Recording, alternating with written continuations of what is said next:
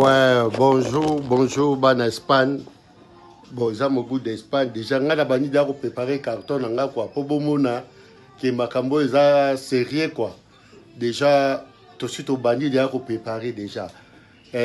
Dimanche, à partir de 8h, bateau baza zinga na biso ya Pamplona, bokoki koya kotika carton pour to koka ko pesa Alex.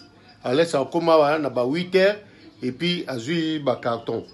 Amemi ngumba moko.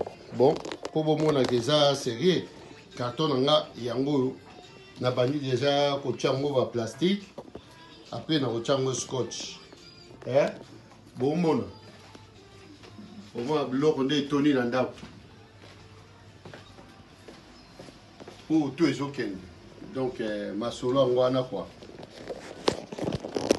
Et yo gani, bon préparer ma carton, boya nango. Donc, et ça va bien quoi. Bon préparer ma carton, boya nango, biloke kendenakin, tout ça sa famille. Et yo gani.